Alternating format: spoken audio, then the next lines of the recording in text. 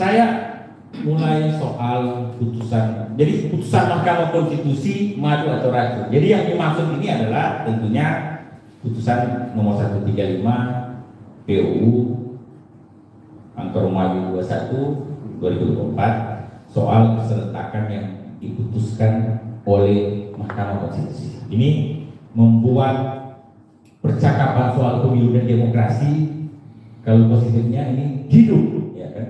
Kalau negatifnya saya bilang menimbulkan kekacauan hukum. Tapi positifnya yang kita telan dulu. Pertama, penting bagi kita untuk meninjau lagi bagaimana posisi kedudukan hukum ini.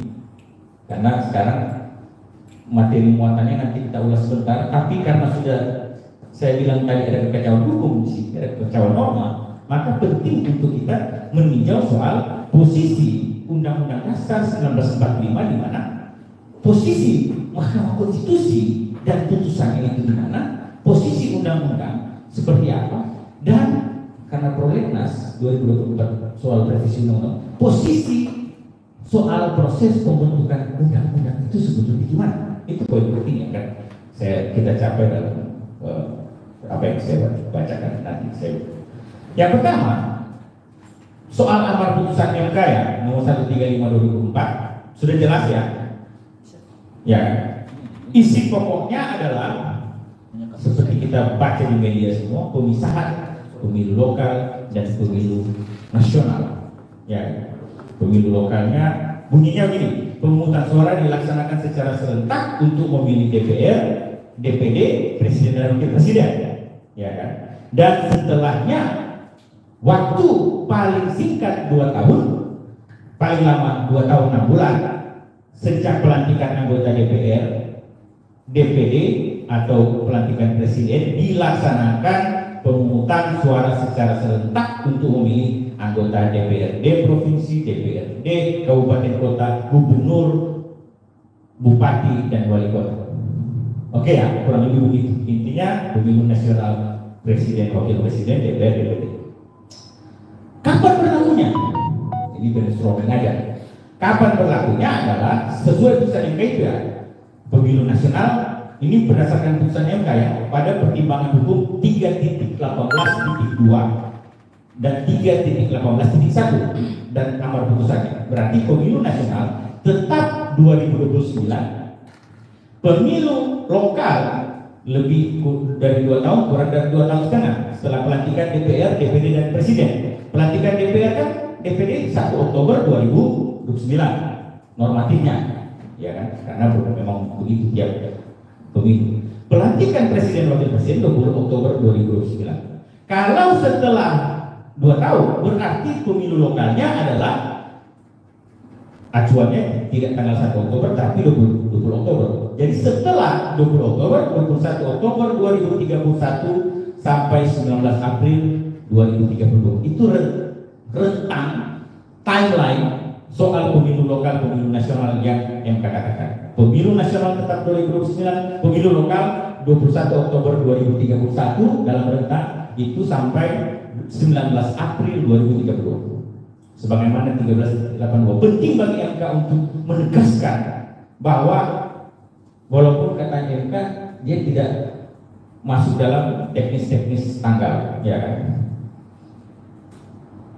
Nah, sifat final and binding putusan MK. Orang selalu bilang putusan MK final and binding. Betul. Pasal 24C ya, Mahkamah Konstitusi berwenang mengadili pada tingkat pertama dan terakhir yang putusannya bersifat final dan mengikat, menguji undang-undang terhadap undang-undang dasar. Ya, kan? Dalam konteks judicial review 24C ayat 1. Dan dikuatkan dalam Undang-Undang Nomor 7 Tahun 2020 perubahan ketiga atas Undang-Undang Nomor 24 Tahun 2003 tentang Mahkamah Konstitusi bahwa putusan Mahkamah Konstitusi yang amar putusannya menyatakan bahwa materi, muatan, ayat, pasal dan atau bagian undang-undang yang bertentangan dengan Undang-Undang Dasar Negara Republik Indonesia tahun 1945, materi, muatan, ayat, pasal dan atau bagian itu tidak mempunyai kekuatan hukum mengikat. Jelas ya, sifat final and binding putusan yang kita tahu bersama. Nah, sebelumnya putusan Mahkamah Konstitusi soal keserentakan pemilu, kita tahu bahwa ada beberapa putusan Mahkamah Konstitusi nomor 51, 52, 59, 2008, tahun 2009 katanya keserentakan pilpres yang pemilu 2009 konstitusional. Oke, berubah lagi putusan Mahkamah Konstitusi nomor 14 tahun 2013 konstitusional, yang konstitusional serentak. Itulah yang mengakibatkan serentak 5 kotak untuk pemilu 2019 dan 2024 yang kita sudah laksanakan lewat Undang-Undang 7 2017. Lalu ada lagi putusan MK pengujiannya tahun 2009, putusan MK 55 2019, 16 2021, 35 2022. MK kalau kita lihat sering memang mengubah pertimbangan-pertimbangan hukumnya dan berdampak pada amal putusan yang berbeda. 2008 dia bilang serentak enak konstitusional, DPR, DPD, DPRD, presiden sendiri konstitusional. Lalu dia bilang itu konstitusional, yang konstitusional 5 kotak, ya kan?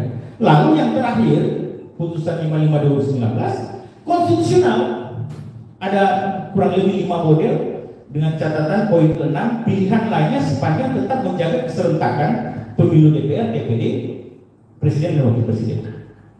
Dan dalam putusan Mahkamah Konstitusi yang 2021, 16 2021, saya meng-highlight itu, MK bilang begini, bahwa argumentasi yang demikian semakin meneguhkan pendirian MK tentang pemilihan model keserentakan itu adalah open legal policy, merupakan wilayah pembentuk undang-undang untuk memutuskan. Ya, karena MK bilang juga harus diperhitungkan dengan cermat dalam batas penalaran yang wajar soal pilihan model keserentakan yang kurang lebih 6 poin tadi, ya kan? Ada juga poin 4 pemilu lokal, pemilu nasional, yang konstitusional tidak acap kali mengubah model pilihan serentak. Sekarang saya masuk ke problem. Kita sudah lihat konstruksi MK, putusan Mahkamah Konstitusi yang terbaru 135. Kita melihat tafsir historis putusan MK sebelumnya yang mengubah. Apa yang berbeda kali ini dengan putusan MK 135 2024 ini? Yang saya katakan di awal tadi, MK menabrak Undang-Undang Dasar, MK melawan Undang-Undang Dasar, MK inkonstitusional. Putusan MK inkonstitusional. Apa yang inkonstitusional? Ya kan? Jelas, saya rasa di Undang-Undang Dasar 1945, di mana MK itu memiliki legal standing menjadi suatu lembaga yang dibentuk, itu jelas. Pasal 6A, Presiden Wakil Presiden dipilih melalui pemilihan umum. Pasal 19, anggota DPR dipilih melalui pemilihan umum. Pasal 22C, Dewan Perwakilan Daerah dipilih melalui pemilihan umum. Pasal 18 ayat 3, DPRD provinsi, kabupaten, kota dipilih melalui pemilihan umum. Itu Undang-Undang Dasar ya. Pada Undang-Undang Dasar yang sama, pasal 22E sudah menyebutkan pemilihan umum dilaksanakan secara langsung, umum, bebas, rahasia, jujur dan adil setiap 5 tahun sekali. Ayat 2, pemilihan umum diselenggarakan untuk memilih anggota Dewan Perwakilan Rakyat, Dewan Perwakilan Rakyat Daerah, Dewan Perwakilan Daerah, Presiden, Wakil Presiden, dan Dewan Perwakilan Rakyat Daerah. Itu pemilihan umum yang harusnya digelar 5 tahun sekali untuk memilih pemilu DPRD provinsi, kabupaten dalam ayat pasal dan ayat yang sama. Sekarang lewat putusan MK ini, maka yang terjadi adalah yang luput dalam pendapat publik, ini luput dari liputan. Saya mau katakan, orang sekarang terjebak dalam euforia jeda 2 tahun yang memang diinginkan oleh publik kebanyakan kan. Jeda 2 tahun pilkada, ya orang senang, saya juga senang pilkada di jeda 2 tahun, banyak Lusius, Kurai, Buciri, apalagi Bung Jojo. Kita terjebak dalam euforia, publik kali ini terjebak dalam euforia jeda 2 tahun. Penyelenggara Indonesia, Bawaslu Indonesia, KPU Indonesia, senang, minimal tidak dievaluasi. Ya, itu pikiran kecilnya kan. Tapi pikiran besar yang terlewatkan di sini adalah dalam euforia itu ada satu yang luput dari liputan. Saya katakan bahwa MK telah menabrak undang-undang dasar, MK telah menabrak konstitusi, melawan. Karena fungsi dan tugas MK jelas di pasal 24 ayat C, kedirian MK adalah menguji undang-undang terhadap undang-undang dasar. Mana boleh MK, Mahkamah Konstitusi, membuat putusan yang menabrak atau melawan undang-undang dasar. Apa ya? Ya sudah pilkada oke, karena pasal 18 ayat 4 gubernur bupati wali kota dipilih secara demokratis. MK bilang dulu pilkada kan 2005 itu pemilu kada, pemilihan umum kepala daerah diubahkan. Oh, bukan pilkada itu bukan pemilu kada, bukan rezim pemilu, bukan. Dia harus dipisahkan rezim pemilu. Nah kali ini MK putusan terakhirnya, ya kan? Yes, dia bilang lagi tidak lagi kita pisahkan, kita tidak bicarakan lagi pilkada rezim pemilu. Pilkada adalah rezim pemilu, sama-samanya pemilu. Oke, itu pendirian MK. Soal MK mengubah banyak kali pendiriannya. Banyak soal tadi keserentakan, studinya 2008 beda, 2003 harus beda, 2009 beda. No problem. MK pernah mengubah pilkada, calon pilkada itu 2015 pilkada serentak pertama yang mantan narapidana, dia tidak perlu jeda 5 tahun. Aturannya sebelumnya jeda 5 tahun, harus menunggu jeda 2015 karena putusan MK tidak perlu jeda 5 tahun. Setelahnya lagi pilkada serentak setelahnya MK bilang, wah banyak yang terjerat korupsi ini, yang calon-calon yang mantan terpidana. Oh, harus jeda lagi 5 tahun. Begitu, jeda 5 tahun, tidak jeda 5 tahun, jeda 5 tahun. Itu biasa dalam putusan MK, ya kan? Karena apa yang diatur dalam undang-undang itu tidak diatur secara jelas eksplisit dalam undang-undang dasar.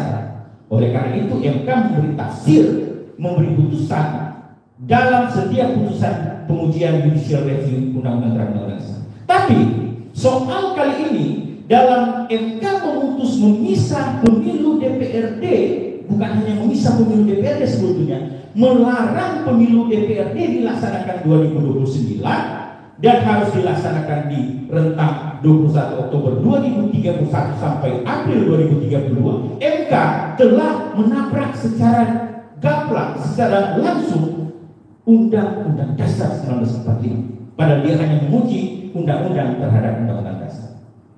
Itu poin. Nah, sekarang dilema lembaga peradilan versus lembaga perwakilan. Harus kita bedakan mana lembaga peradilan, mana lembaga perwakilan. Lembaga peradilan atau kehakiman itu kekuasaan kehakiman kan ada pasal 24 jelas kekuasaan kehakiman MA Mahkamah Agung yang menguji peraturan-peraturan di bawah undang-undang terhadap undang-undang. Ada Mahkamah Konstitusi dan peradilan lainnya. Mahkamah Konstitusi menguji undang-undang terhadap undang-undang dasar. Itu poin. Nah, kita punya lembaga perwakilan yang membentuk undang-undang itu siapa? Presiden pemerintah, ya kan? Dan DPR pemerintah pasal 5. Presiden berhak mengajukan rancangan undang-undang kepada DPR. Pasal 20 jelas DPR memegang kekuasaan membentuk undang-undang. Jadi kekuasaan dalam membentuk undang-undang ada di DPR dan pemerintah. Undang-undang dasar hanya boleh diubah sebagaimana pasal 37 Undang-Undang Dasar oleh Majelis Permusyawaratan Rakyat. Jadi baik DPR maupun MPR adalah lembaga perwakilan. MA atau MK itu lembaga kehakiman. Jangan kita membenturkan dua lembaga ini. MK lewat putusannya dia bukan lagi, makanya ada istilah negatif legislature dan positif legislature. MK selalu bilang dalam putusannya kan, dia ini negatif legislature. Apa itu negatif legislature? Lembaga yang menguji undang-undang terhadap undang-undang dasar. Ya kan? Apakah sejalan atau bertentangan? Bukan positif legislature. Positif legislature adalah pihak atau lembaga yang membuat undang-undang. Siapa mereka? Undang-undang dasar bilang pemerintah dan DPR. Sekarang bahkan saya mengatakan Mahkamah Konstitusi telah bergeser lebih jauh lagi.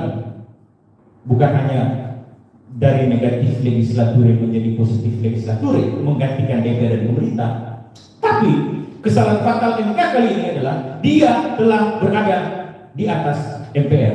Dia kewenangannya melampaui Majelis Permusyawaratan Rakyat. Kenapa? Dia tanpa sengaja mengubah Undang-Undang Dasar 1945. Ya, dia mengubah Undang-Undang Dasar 1945. Kenapa? Undang-Undang Dasar 1945 jelas bilang pemilu itu 5 tahun sekali. Pemilu itu untuk memilih salah satunya Dewan Perwakilan Rakyat Daerah Provinsi Kabupaten Kota. Itulah saya tidak mau pada perdebatan begini. Orang sekarang terjebak perdebatan 2029 terus DPR-nya lebih banyak, diperbanyak. Atau boleh nggak kalau pilkada kan kepala daerah diangkat pejabat kepala daerah yang walaupun banyak problematis kan kalau dituduh memihak dan lain sebagainya, tapi tidak melanggar hukum ketatanegaraan. Itu no problem, angkat saja pejabat gubernur, pejabat bupati, wali kota kalau masa jabatannya selesai 5 tahun. Ada juga bilang, oh bisa perpanjang. Nah udah, saya tidak di posisi memperdebatkan itu. Menurut saya 5 tahun ya kan. Tapi kepala daerah no problem bisa diangkat pejabat kepala daerah. Problemnya adalah DPR bisa diperpanjang, nggak ada dalam hukum tata negara kita. Bisa di PAW atau dibuat pejabat lebih nggak masuk akal lagi. Ya, jadi saya tidak masuk pada hal-hal negatif, tapi saya masuk pada substansial bahwa telah terjadi kesalahan dalam putusan Mahkamah Konstitusi terkait pemilu DPRD Kabupaten Kota. Kalau pilkada saya rasa setuju, kita sepakat. Pilkada akhirnya dalam putusan MK ini tidak lagi berdebat. Ini pilkada langsung tidak langsung, dipilih DPR tidak ya, karena putusan MK semua bilang pilkada itu pemilu dan pemilu itu adalah dipilih secara langsung ya kan. Langsung umum bebas rahasia itu sudah jelas. Jadi kita bersekutu dalam poin itu dan banyak penyelenggara dalam konteks kecilnya merasa tidak perlu diajukan. Tapi konteks besar yang sekarang yang saya rasa kita harus bersepakat bahwa MK telah melampaui kewenangannya, kewenangan yang tidak dimiliki oleh MK dilaksanakan lewat putusan ini, tercermin dalam putusan. Harusnya kalau hemat saya, taruhlah kita bercita-cita ada pemilu lokal, pemilu nasional, dipisah 2 tahun, boleh. Kalau undang-undang dasarnya dirubah, kalau ada amandemen, taruh amandemen kelima mengubah itu no problem. Tapi sekarang nggak ada.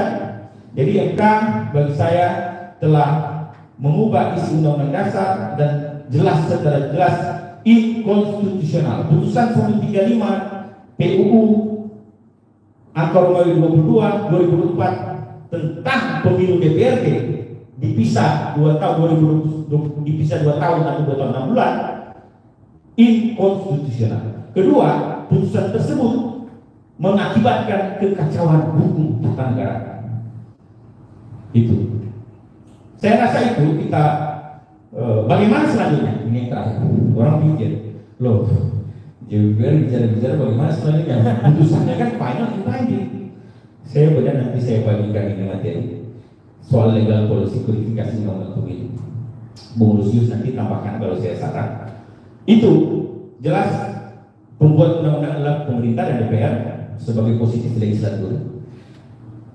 MK kan dibentuk undang-undang ya, betul kan? Undang-undang 2003, undang-undang nomor 24 2003 dan sudah 3 kali perubahan sampai tadi 7 dulu. Undang-undang ini undang-undang juga saya baca ya, undang-undang yang sama tingkatannya. Saya baca undang-undang nomor 12 tahun 2011 tentang pembentukan peraturan perundang-undangan. Itu jelas ada 2 ayat yang saya mau singgung, ayat 9 dan 10. Ayat 9 seperti biasa, kalau ada undang-undang yang bertentangan dengan undang-undang dasar, pengujiannya apa? Ke Mahkamah Konstitusi. Kalau ada peraturan di bawah undang-undang yang bertentangan dengan undang-undang, pengujiannya ke Mahkamah Agung. Oke ya, no problem ya. Kalau yang bertentangan, pasal 10 dalam pembuatan undang-undang disebutkan materi muatan yang harus diatur dengan undang-undang berisi poin pertama, pengaturan lebih lanjut mengenai ketentuan Undang-Undang Dasar Negara Republik Indonesia tahun 2000. Itu poin pertama loh. Soal DPRD pemilunya sudah 5 tahun, kok MK bilang 7 tahun lebih. Soal DPRD dipilih, iya kan? pembuat undang-undang DPR dan pemerintah. Materi muatannya yang paling pertama adalah pengaturan lebih lanjut mengenai ketentuan dalam undang-undang. Baru perintah suatu undang-undang diatur, pengesahan pengujian internasional tertentu, perjanjian internasional. Keempat, tindak lanjut, ini poin keempat aja, atas putusan MK dan atau pemenuhan kebutuhan hukum dalam masyarakat. Dan atau, jadi sebetulnya ini dalam hukum kita mengenal ada namanya alternatif kumulatif. Kalau alternatif, salah satunya kumulatif harus dua-duanya. Kalau alternatif kumulatif artinya bisa semuanya, bisa salah satunya. Sekarang logika kita, boleh nggak putusan MK kali ini dia bilang lain, bilang 7 tahun, undang-undang dasarnya bilang pemilu DPRD itu 5 tahun, boleh tidak? Nggak usah kalian jadi ahli hukum tata negara, nggak usah. Berdasarkan ini aja, undang-undang dasar sudah bilang pemilu DPRD 5 tahun, ya kan? Tidak boleh lewat dari itu. Maka saya argumentasi kami putusan MK kali ini soal pemilu DPRD inkonstitusional itu. Jadi sih, apalagi terakhir. Tadi udah terakhir, sekarang terakhir dua. Public policy itu ya, termasuk legal policy atau kebijakan hukum, termasuk Supreme Court policy. Kalau yang Amerika itu saya suka sekali definisi yang dikemukakan Thomas Day. Bahwa what the government should do or not do. Ya. Apa yang pemerintah, ini definisi sederhananya dari berbagai definisi. What the government should do or not do. Apa yang harus pemerintah lakukan atau tidak lakukan. Saya rasa jelas ada Undang-Undang 12 tahun 2011. Nanti Bung Lusius yang paling paham pembentukan peraturan undang-undang, ada undang-undang dasar, ada norma undang-undang pemilu. Apa yang akan pemerintah lakukan? Saya rasa itu penting untuk kita jawab bersama. Saya akhiri belum. Saya akhiri pengantar saya. Saya akhiri pengantar ya kan. Wah, ini multitafsir ya kan? Boleh. Tapi yang jelas-jelas tidak bisa ditafsir, permintaan Bung Lusius yang paling tepat. Terima kasih.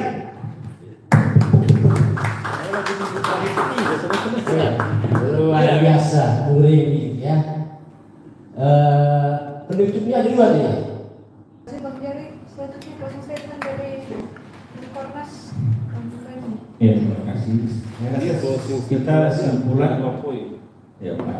Oleh karena itu soal madu dan racun putusan MK ini, Bung Remi tadi saya mau bikin dua aja madunya ya. Ya, madu yang pertama saya sepakat kita bahwa demokrasi pilkada langsung terselamatkan. Itu poin pertama. Harus tepuk tangan dong ya kan. Jadi dengan putusan MK 135 ini pemilu, wacana pemilu DPRD itu masih ditahan. Itu poin pertama. Madu yang kedua, penyelenggara tadi mungkin juga singgung. Jadi Bung Rai harapan Bung Rai itu tidak jadi. Jadi tentu karena pemilu agung itu efektif, tapi barangkali Belum tentu. Penyelenggara pemilu baik KPU Bawaslu tertolong sampai daerah. Itu dua madu yang utama barangkali dalam putusan. Bung Rai tadi kan mulai dari racun baru madu, saya bolak balik, saya putar. Saya madu dulu baru racun. Sebetulnya yang racunnya adalah tanpa disadari MK melakukan détournement de pouvoir. Apa itu? Itu yang sering disebutkan kesemuanya dalam putusan, melampaui kewenangan atau dalam definisi tertentu.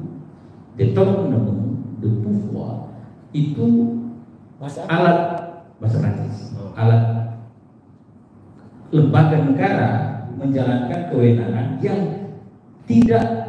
beda dengan tujuan dibentuknya lembaga Dewan Peraturan Perundang-undangan. Itu yang pertama. Kenapa? Sekali lagi sebagai simpulan madunya oke tadi ya soal pilkada, tapi pemilu DPRD sekali lagi apapun argumentasinya, apapun argumentasi kita dan publik, jelas-jelas secara terang benderang itu bertentangan dengan Undang-Undang Dasar 1945. Pasal-pasalnya saya sebut tadi, 22E, ya kan, 18, semua 22, semua bertentangan. Dicek aja. Selanjutnya MK ini saya pandang putusan 135 ini, karena kita memisahkan lembaga peradilan dan lembaga perwakilan, itu penting. Di Undang-Undang Dasar sudah jelas telah mengambil posisi, bukan merampas dari posisi DPR dan pemerintah sebagai pembentuk undang-undang, ya kan? Positif legislatur, ya kan? MK kan harusnya negatif legislatur. Dia merampas kewenangan legislatif dan pemerintah sebagai positif legislatur.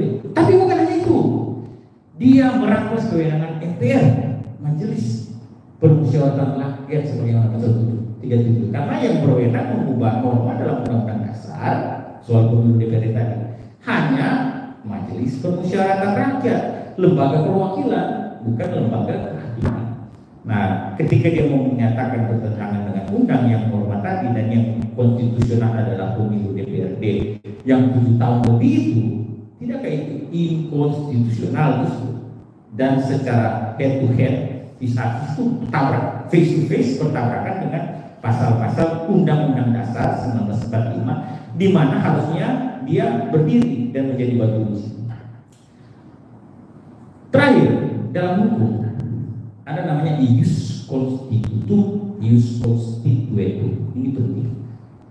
Yang dikatakan Bung Jir, Bung Rai tadi, sebetulnya Bung Jir saya klarifikasi dari Bung Rai tadi dalam poin-poinnya tadi argumentasinya mengklarifikasi semua argumentasi pada putusan MK ini loh, soal banyak yang mati kan nggak begitu, karena penelitian justru 2019 Bung Rai penyakit penyerta nomor poin.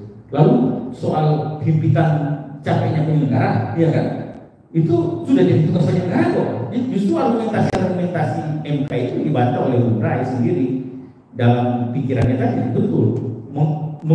Memerintahkan keserentakan di kemarin supaya efektivitas, sekarang enggak. Jadi semua argumentasi MK di putusan ini bertolak belakang dengan, tapi itu diskursus. Oke lah, kita anggap begini. Pikiran kita, Bung Rai, Bung Jojo, Bung Lusius, Bung Giri sama misalnya soal pemilu yang ideal. Katakanlah yang ideal adalah pemilu nasional dan pemilu lokal. Katakanlah itu. Itu yang disebut hukum yang dicita-citakan. Ius constituendum. Itu yang saya setuju juga, katakan saya setuju. Tapi ius constitutumnya, ya hukum yang berlaku sekarang tidak begitu. Bahwa pemilu DPRD itu 5 tahun sekali, ya kan? Harusnya digelar di 2009, tidak pada 2021. Itu ius constitutumnya. Tapi kalau kita berpikir hukum yang dicita-citakan sebagai suatu ius constituendum, bagus. Semua pikiran kita positif lah. Oleh karena itu dalam konteks hukum, segala perdebatan pro kontra baik buruknya yang disampaikan ini diskursus yang panjang ke depan, termasuk Lusius bilang tadi, kita mengantisipasi justru jangan-jangan ini jadi alasan DPR tidak mau membahas lagi undang-undang atau menunda-nunda. Kita mendesak DPR harus dan pemerintah sesegera mungkin membahas undang-undang ini. Urgen itu urgensinya. Tapi harus sesuai dengan hukum ketatanegaraan kita, baik itu Undang-Undang Dasar sebagai norma yang paling tinggi dan seterusnya. Saya rasa terkait pilkada langsung 2 tahun itu sudah tidak masalah sebetulnya lewat putusan MK 135. Yang bersoal adalah pemilu DPRD yang barangkali menimbulkan konflik of norm nantinya dalam pembahasan pembentukan Undang-Undang Dasar, Undang-Undang kodifikasi Undang-Undang Pemilu ke depan. Saya rasa itu jadi patungnya di mana? Ius constitutum, hukum yang berlaku saat ini. Ius constituendum kita berharap semua kalau Undang-Undang Dasarnya diubah ya walau alam kata Bung Raya kan sekarang juga ini. Walaupun logikanya terbalik, harusnya Undang-Undang Dasar sudah diubah dulu misalnya, baru MK. Ini MK kan kalau dia lebih tinggi dari presiden, lebih tinggi dari DPR, lebih tinggi dari MPR jadinya, padahal undang-undangnya sama. Yang lebih tinggi dari mereka cuma namanya Tuhan, ya kan? Saya takutkan MK lewat putusan ini sudah menjadi dalam tanda petik ya Tuhan dalam hukum di Indonesia. Terima kasih. Mantap.